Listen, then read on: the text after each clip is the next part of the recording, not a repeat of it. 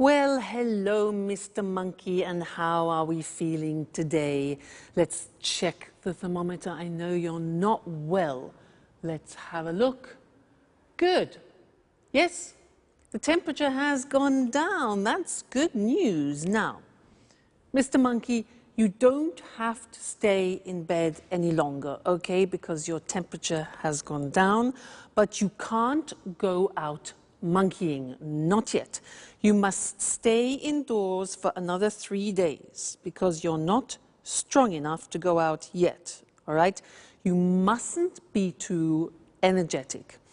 You can have relaxing baths and you can eat whatever you want, but you mustn't have any alcohol, okay, because you haven't finished your antibiotics and it could have a disastrous effect on you, all right? So you must finish your cycle of tablets. Now, let's see what else.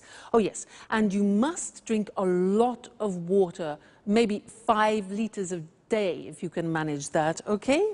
Good, so, oh, and you don't have to pay me until you're better, okay, Mr. Monkey? So, take very good care of yourself, and I will come back tomorrow and check on your condition again, okay? So, goodbye, Mr. Monkey. See you tomorrow.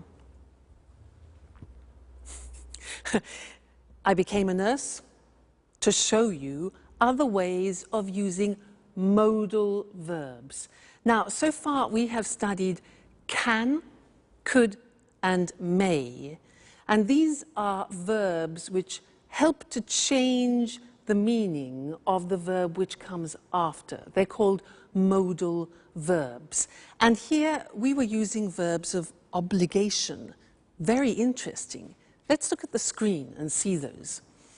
Now, let's first go back to permission. Remember, we talked about can is a form of expressing permission, and I was giving him permission to do things. For example, you can eat whatever you want, you can go for walks, and you can't, however, that's not giving permission, you can't go monkeying or you can't go to work, all right? Then I talked about obligation, and this is very interesting. I used the verb must. Must followed by an infinitive without to. So, for example, you must finish the tablets, you must relax, you must stay at home for 3 days, and you must look after yourself. Now, that in English is how you express obligation, something which is you are obliged, forced to do, all right? It's a strong verb in English. Now, the opposite, mustn't, means prohibition.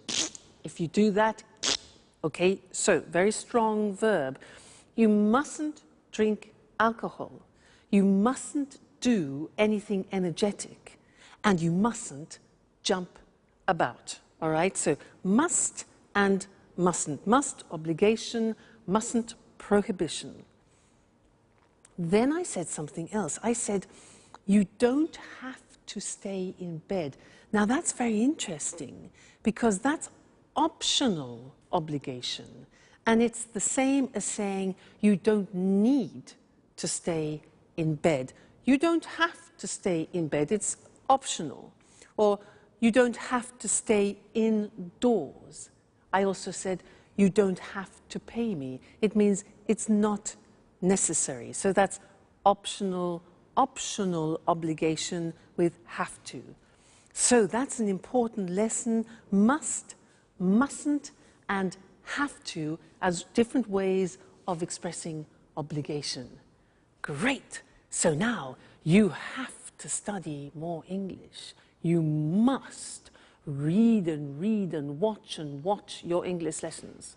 Okay? And I must see you again next time. Okay then. Goodbye.